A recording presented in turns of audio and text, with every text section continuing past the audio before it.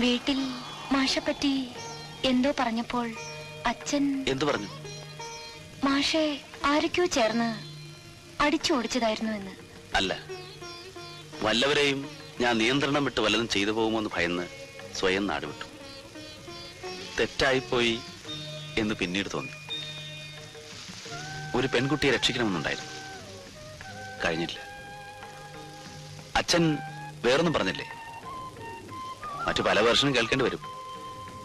ശരിക്കുള്ള ജീവിതകഥ 3 വാചകത്തിൽ തീരും. ഇല്ലത്തെ ഉരൽപുരയിലെ ഇരുട്ടിൽ ജനിച്ചു. വൃഷളിയെ തിരുമേനി ഭാര്യയായി അംഗീകരിക്കാത്തത് കൊണ്ട് പുറങ്കോലായിൽ വളർന്നു. മുതിർന്നപ്പോഴും ജീവിതത്തിന്റെ പുറങ്കോലായിൽ തന്നെ. ടീച്ചർക്ക് BA ക്ലാസ് ഇല്ലേ? MA പോണെന്നായിരുന്നു മോഹം, കഴിഞ്ഞില്ല. ആഗ്രഹിച്ചത് നടക്കില്ല ടീച്ചർ പലപ്പോഴും. അപ്പോൾ കിട്ടിയത് കൊണ്ട് തൃപ്തിപ്പെടുന്നു. That is life. മാഷ് മടങ്ങിക്കോളൂ.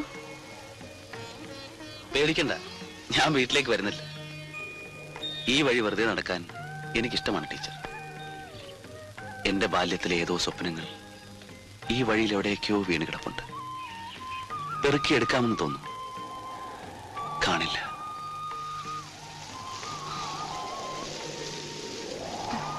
കംസൻ കഥയിട്ട് നിർത്തിയതെന്തേ?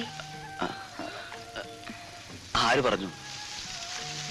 ചില മണ്ടത്തരങ്ങളും കാട്ടിയിട്ടുണ്ട്. പിള്ളേരോട് പറയല്ലേ. ഇപ്പോഴത്തെ ഓമന പേര് മൂർഖൻ ധാരാളം മതി.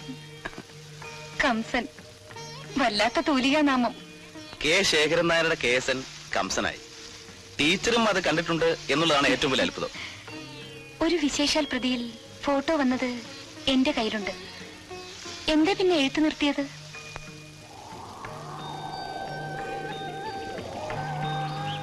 എഴുതാത്ത വലിയ കഥയും ചുമന്ന് നടക്കുമ്പോ പൊട്ടും പൊടിയും മാത്രം വിൽക്കാൻ വിഷമം.